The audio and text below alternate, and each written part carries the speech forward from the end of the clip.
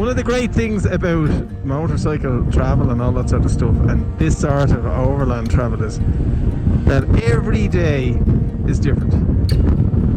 You know, so today I'm heading off down the road, and while I've been in Costa Rica before,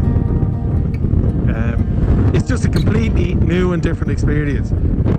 That's one of the things, you know, when you're kind of working back home, is that every day is the same, in that you get up, you go to work, and while things vary at work and all that sort of stuff, you know, by and large you have a similar day today as you did yesterday.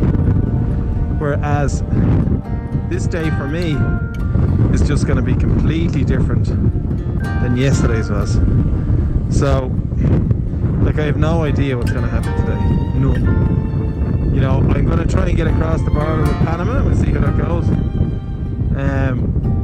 But it's just going to be completely new, rich, different. I'm going to go up across these mountains. No idea what I'm going to rain, pissing around and all that sort of stuff. Yeah, it's the same in that every day I'm riding the bike. But every day what you see is different. And there's a beauty in that is just fantastic.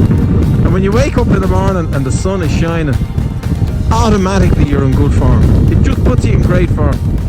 It's great form, new day, new experiences, driving away off up the road here.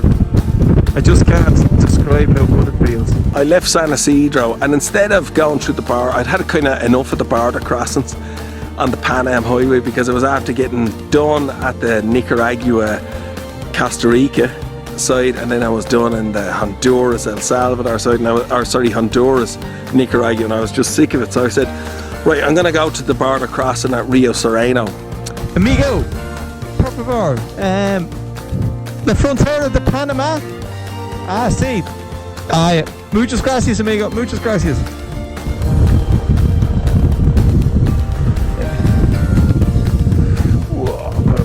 As you get close to Rio Sereno from Costa Rica, the road just turns into utter dirt, and I was going through another round of questioning in my head to say, are you sure you're on the right road? There's no way this is it. This is the border between two countries, you know. It's one of only two border crossings there. This road couldn't be right. Look.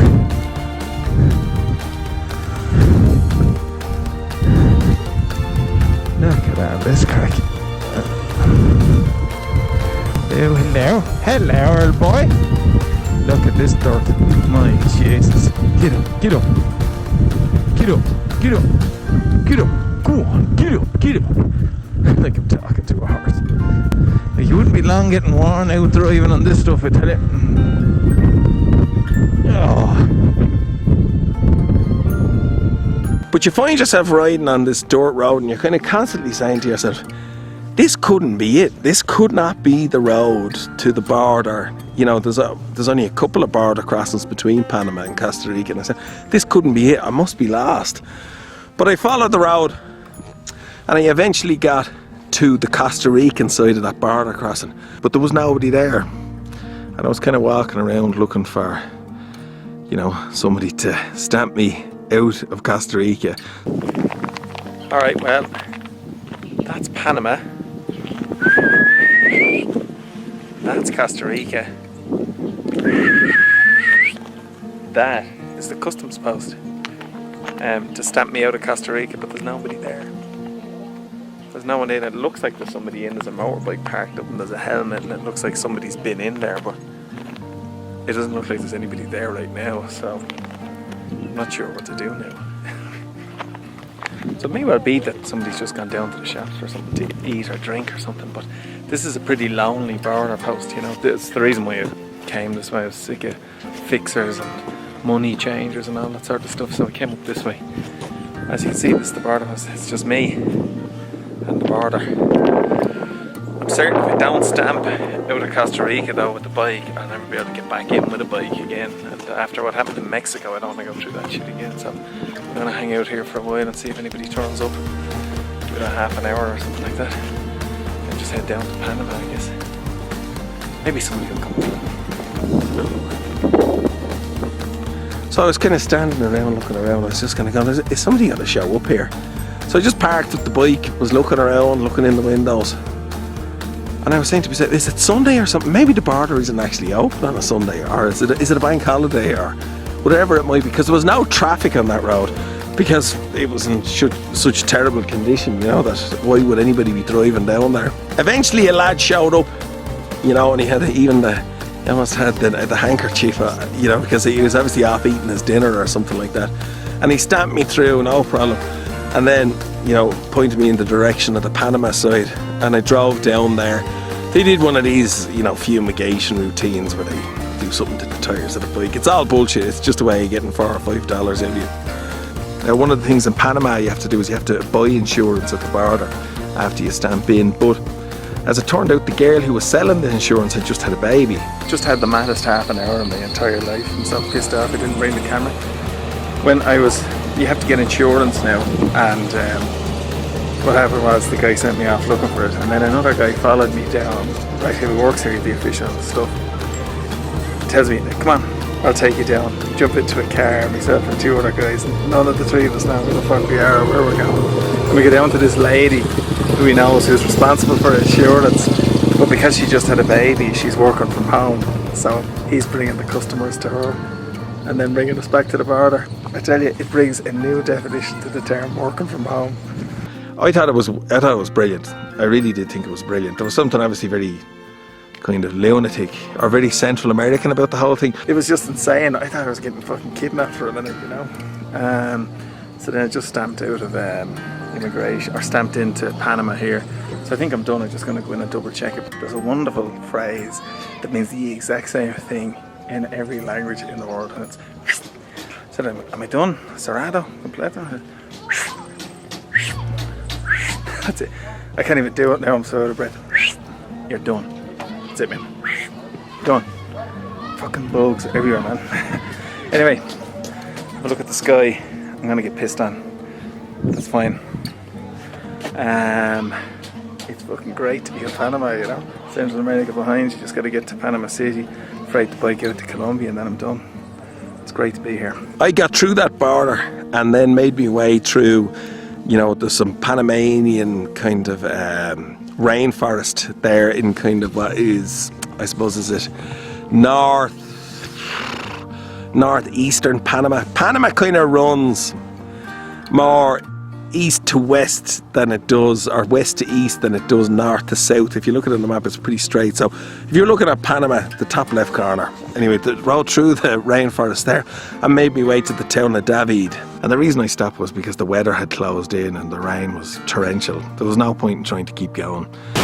Well, I'm just sheltering out of the rain here. You can see it's absolutely fucking teeming down. It's teeming down. This is the town of David in Panama. Come here from the border this morning. Really easy ride down, one road, no turn off. You hit the dual carriageway, follow it straight. So getting to Panama City couldn't be easier. Now once you get into the city, it's going to be hard to find your way around again. So I'm just going to sit here and wait this storm out, because it's just going to get pissed on otherwise. Absolutely pissed on. I was about 280 miles or so, I think, from Panama. And it was kind of early enough in the day, but the weather was just appalling. I was standing under a shelter looking out at this just rain teeming down. I said, look, there's no point in getting to Panama late this evening only to be dead in the process. So, without a doubt, this is always the worst part of the day, you know. The part of the day where you're trying to find yourself somewhere to stay in the evening is always the hardest. It's like, you know, because you could be driving around, it could be in totally the wrong end of town. There's just no hotels there, or motels, or hostels, or whatever it is. So you end up just kind of moving around. But most times you're lucky. Sometimes you find it in 10 seconds. Other times you're driving around for hours, you know. And then sometimes you just have to grab a taxi and say, hey, amigo, hotel, por favor. You follow him there. But today was a great day. So this is almost a quarter mark of the journey done, you know. Once we kind of get into, once I get to Panama City and fly the bike out, that's the first leg done. Second leg is obviously then Colombia to the end of South America, and then the third leg is Dublin to Magadan, and then the fourth leg is Alaska to New York, you know, which is obviously the easy leg, but Yeah, it's great to be here. It's mad. Panama again.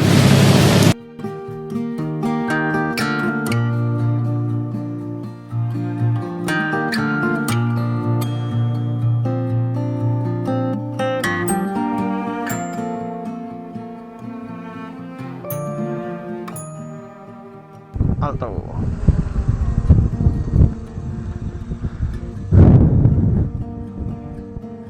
Hola. Buenas días. Sí, un momento. Hola. Sí, por la. Yeah. It's muy bien. Alright, well, the good and the bad news. I just got stopped by the police. They're just doing a customs check and all your paperwork and all that sort of stuff. But my plate number isn't on the documents. So your man was giving me a hard time about it. Eventually he just made a couple of phone calls and we got it sorted out. The other thing is, I'm in a massive rush to get to fucking Girag in Panama City. And I'm just getting stopped by either the rain, traffic, cops, whatever it is. It's a fucking disaster. Anyway, don't have time to be talking. Gotta go. Bye. Oh man, get me in out of this shit.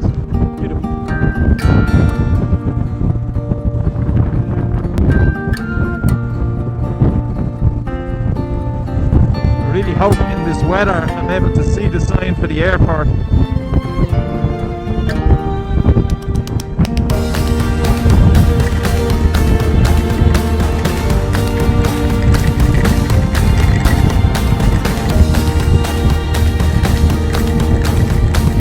Oh my sweet Jesus.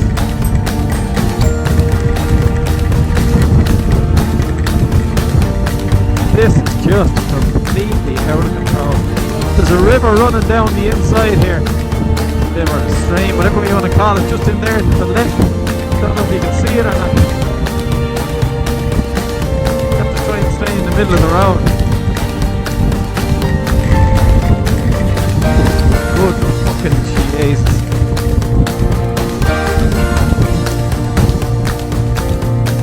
There's one thing driving in the rain, you know what I mean? This is something completely different.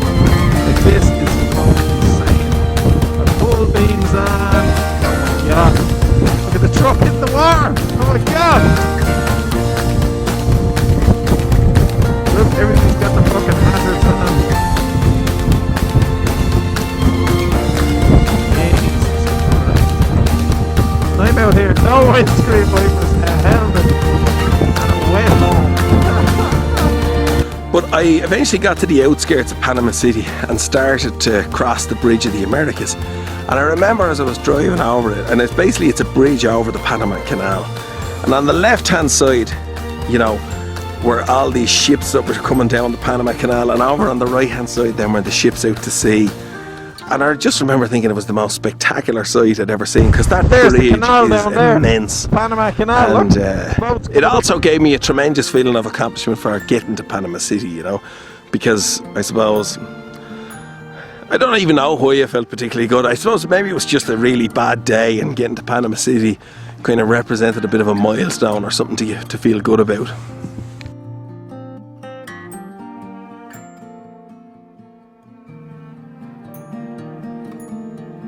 But I made my way to Tocumen Airport, and the shipping company I used there is a crowd called Girag. Over here. Ah, yeah, I know where I am now. Excellent. Embarcadero. Let me go. What you like? Just waving through. Where are you, Girag? Where are you? Where are you? Where are you? Come on, Osh, remember. Get your fucking brain working.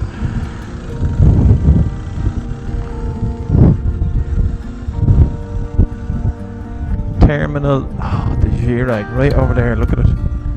Peach. Fucking Peach, please be open. After getting here, it's the urine pain the fucking hole if they weren't.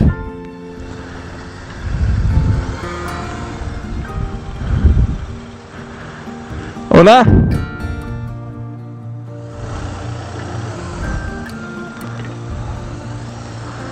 Park it up here, I think.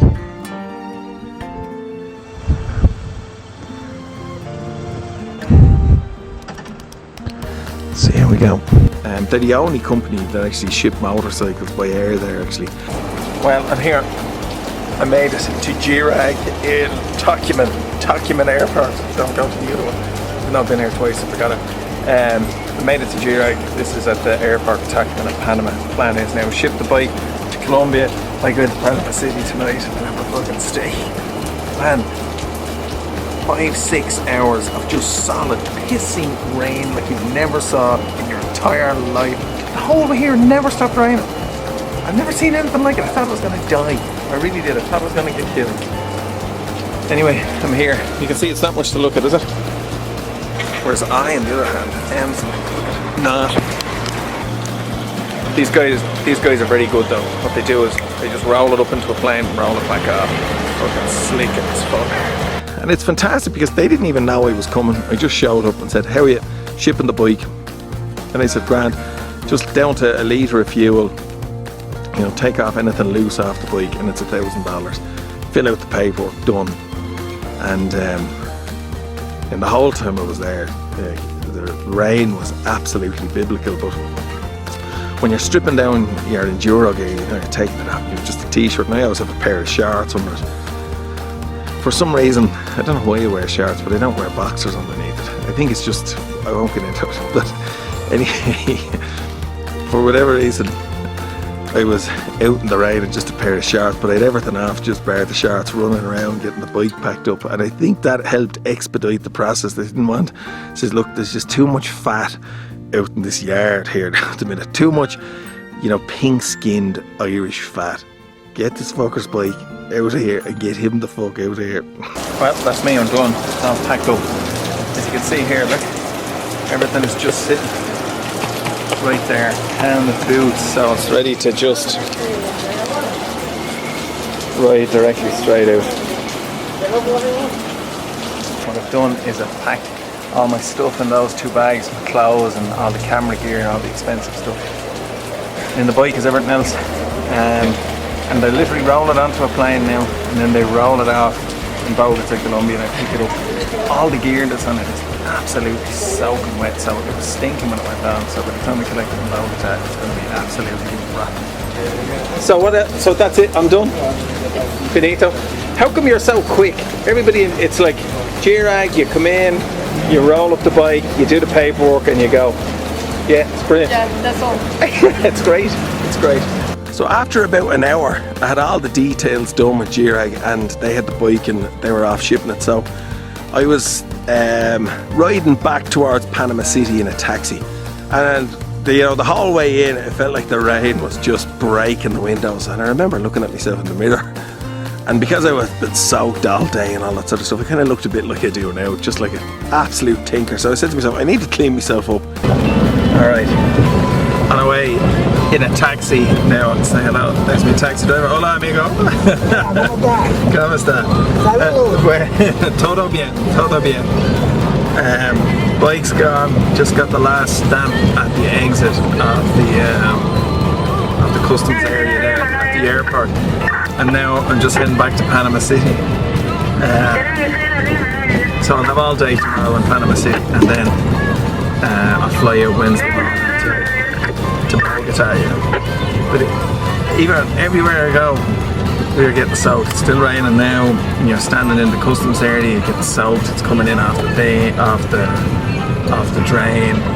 You're driving, you get soaked. You go from the hotel. Anywhere you go, you just get soaked in Panama. This place is crazy for rain. It's crazy. It's like nothing you've ever seen. You know, so the next day I went out and I had a shave and I cleaned myself up.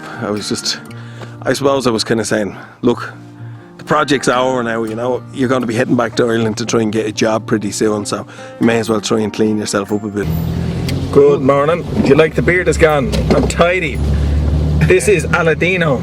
Sí. Aladino is taking me around all the places, all the nice places to see in Panama City.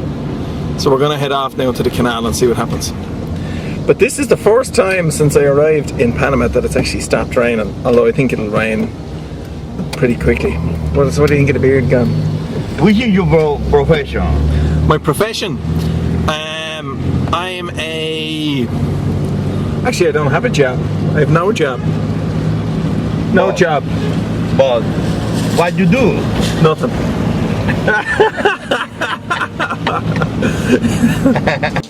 But then I said to him, okay, well, take me to old Panama. And by that I meant was this old area, this colonial area in Panama. But what he thought I meant was, I'll take you to the old shithole part of Panama, you know, where it's completely run down.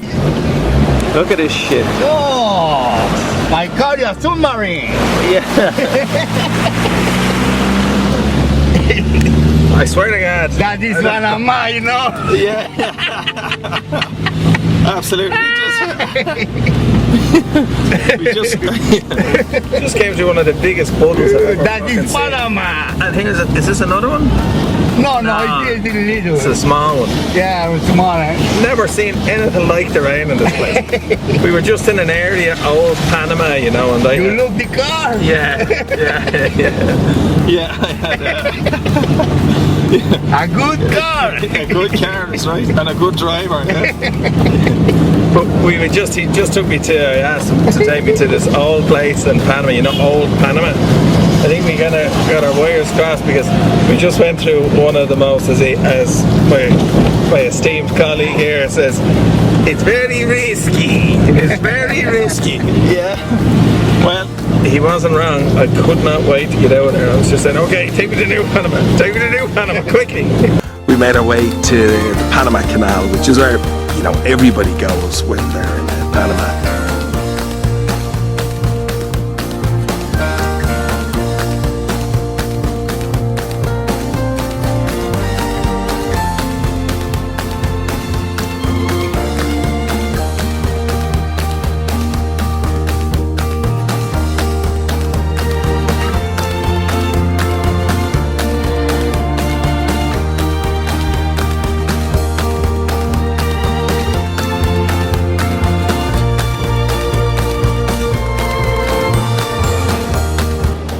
It may look, you know, overcast and dull and all that sort of stuff, but it's as sticky as hell here. And this is probably the first time that I had about 10 minutes back to back where it wasn't raining since I got to Panama. So, but it's cool. All you do is end up hanging around here waiting on a ship to come in, you know.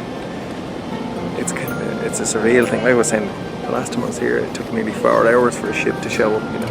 Whereas if you go out to the bay, you can see, I don't know, 10, 12, 13 cargo containers, and they're all sitting there waiting to try and come in, and there's nothing going on here. It seems a bit mental, you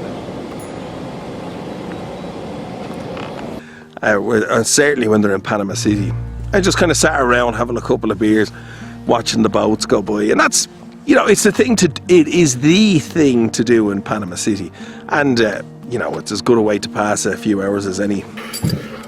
Okay, so just was at the Panama Canal there, or the Miraflores Lock. Yeah. But the here's mi amigo. The mad thing about it is, it was 11 o'clock in the day, and the first boat was coming through. It takes all day for them to go through, but the guy was saying that the cost can range from $90,000 up to $373,000, depending on the size of the ship, the tonnage, and all that sort of stuff. I guess it's a small amount to pay when you consider that the alternative is having to loop around Cape Horn and stuff like that. But it's packed, you know, with tourists going up there, just having a look at it. Everybody wants to see somebody go through the lock. But again, with the weather, you can see it there, just lashing rain. But they were saying 8 months a year it rains in Panama, or 10 months a year. So, and then I guess the other 2 months it just rains a bit less. This is a really good way of seeing the city. What you do is just grab a taxi driver, get an hourly rate off him. So this guy's just charging me $10 an hour, and then just say, okay, bring me to the top 5 places in Panama City. You know, Miraflores, which is the Panama Canal. You know, there's a shopping district. There's the old town where you can take some pictures of the Atlantic coast and the Pacific coast and stuff like that. So, but it's a really good way of doing it. So if it only takes 3 hours, $30. You know, if you were to go pay for a tour or something like that, it'd cost you a lot more. But the other thing is that obviously the motorbike has been shipped to Bogota, so this is as good a way as any of getting around the city.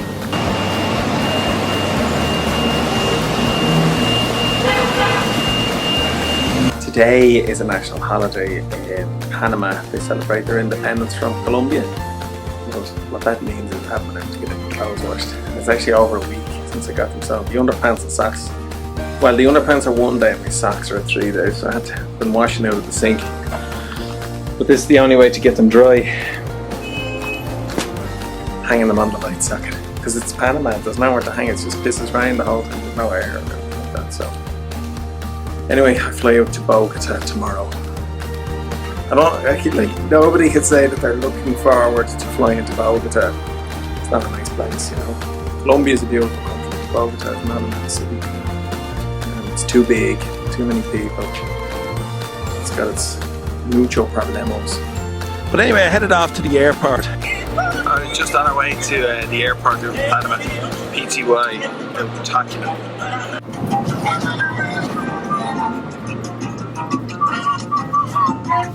And checked in, and you know, it checked in all the paperwork and all that sort of stuff to get to Colombia. I remember when I was showing her the airport, she looked at that I'd come in through Rio Sereno.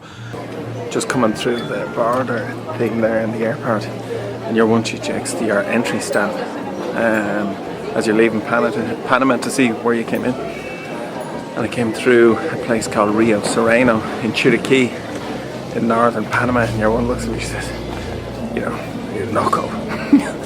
No, that was fine. There was no problems with it. It was grand. And she kind of looked at me like it was Clint Eastwood or something like that, and I was after fighting my way through a bunch of, you know, rebels or kind of bad guys or things like that, because you kind of go, oh, you came through Rio Sereno? Oh, yeah, I did. So anyway, obviously it has a bit of folklore in Panama that I didn't quite understand.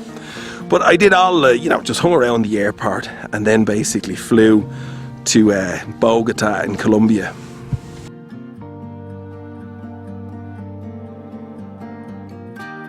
The reason you have to fly to Colombia or take a boat to Colombia is because there's no road through. There's an area there, it's about, I think it's 135 kilometres. It's certainly less than 100 miles thick, but it's called the Darien Gap, and there's no road through it. And what it is a border, it's a natural barrier for any of the diseases or bacteria or any of that sort of stuff making their way from the Amazon up into you know, Central and North America.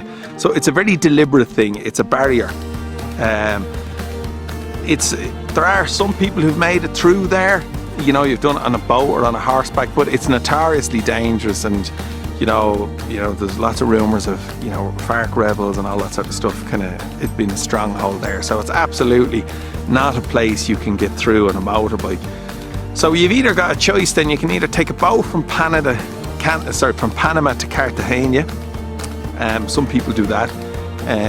It's quite difficult to get through customs when you get to Cartagena, and similarly trying to get out of Cartagena going north is very difficult from a customs perspective. So a lot of people, they just end up shipping the bike.